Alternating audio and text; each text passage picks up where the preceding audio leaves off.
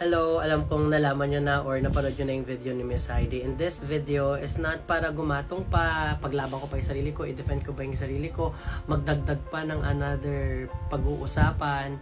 And gusto ko lang magsalita at para rin matigil na to lahat.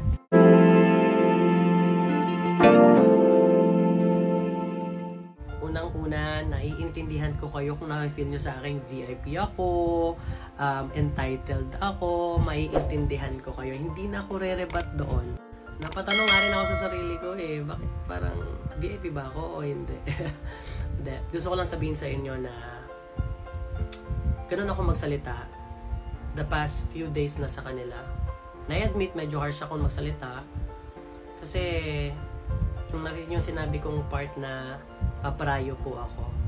Nag-start yon because of what happened.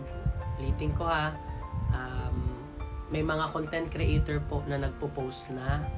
Tapos, sinabi sa akin na mali, na nakalimutan daw po akong sabihan. So, parang na-feel ko na bakit ako nakalimutan? Tapos doon nag-start na magsabi si Miss Heidi ng Miss Alice, paprayo ako nito. Papriority si Daniel. Kaya may thinking rin po sa akin na every time na hindi po ako nare-replyan agad kasi nagigets ko na. Nagets ko po na lumaki na rin yung brand ni Miss Heidi. Kaya hindi na rin siya makapag-reply sa akin. And i-admit ko na bata pa po ako pagdating sa business. Sobrang dami ko pong matututunan. And masyado po kasi akong parang nadikit kay Miss Heidi to the point na parang nafe-feel ng tao na VIP na ako. Gusto ko siya kausap ko kaysa sa PR. Pero hindi po ganun. Mas mali po ako na mas nangibabaw yung pagkakaibigan ko sa kanya, yung pagturing ko as kaibigan kaysa sa pagiging business partner. And I'm really sorry sa mga screenshot kung nafe-feel nyong harsh ako magsalita. Whenever I talk to someone in English, hindi po ako nagme-miss. Or minsan nalalagyan ko ng miss pero kadalasan hindi po ako nagme-miss. Ayun po yung nakasanayan ko sa work ko before. Straightforward yung name, tapos i-address ko po yung anong concern. And yung may pag-caps lock pa po ako. Napuno lang po kasi ako. And nag-sorry po si Miss Heidi doon. And na-feel ko po yung sincerity. Lalo na tumawag sa akin yung asawa niya. Sabi na, I'm very very sorry. Kaya kung napapansin nyo po, nag-transition po agad ako sa POV ko. Hindi ko na po in-address yung kung ano-ano. And I'm really sorry rin kasi naging reason rin ito kung bakit nagiging depressed ngayon si Miss Heidi. Aaminin ko po sa inyo na napuno lang po talaga ako. Napuno po ako, nadala po ako ng emosyon kaya po ako nagsalita. Siguro naiintindihan nyo naman po yung point na hindi ka updated sa mga bagay-bagay, diba? And again po yung about sa holiday, gusto ko lang pong sabihin sa inyo na yes, inadmit naman rin po nila na nagkamali sila na hindi po ako na-inform na start na ng holiday break nila at kung kailan sila babalik ng holiday break. Kasi ayun lang naman po yung main concern ko Tapos, ito i-admit ko po, yung delayed payment, nasa kontrata po pala talaga na 1 to 20 days bago bayaran. Ako po kasi nasanay ako, ang tagal na naming magkasama ni Miss Heidi. Sa KS Wipes po, every time na nagsisend po ako ng deliverables dati, nagkakapagbayad na po siya. Kaya parang hindi ko na po inisip na baka may 1 to 20 days or may allowance pa. Baka ang inisip ko po is magbabayad po talaga after deliverables. Pero it doesn't mean po na mukha po akong pera. And yes, I'm really sorry kasi alam ko may kontrata. It's all written in the paper.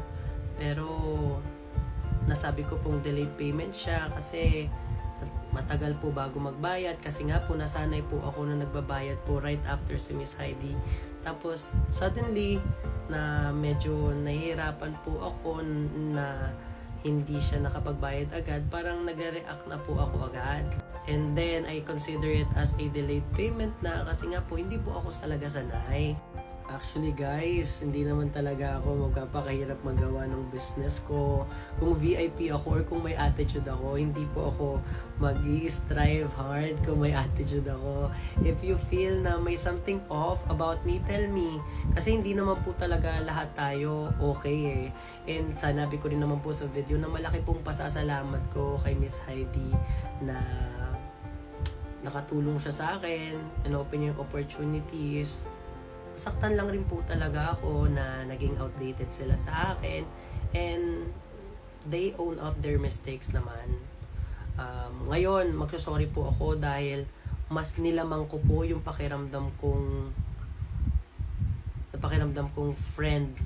Pero alam ko na tinuring niya rin akong friend. Iba lang siguro yung way or pananaw ko pagdating sa kaibigan.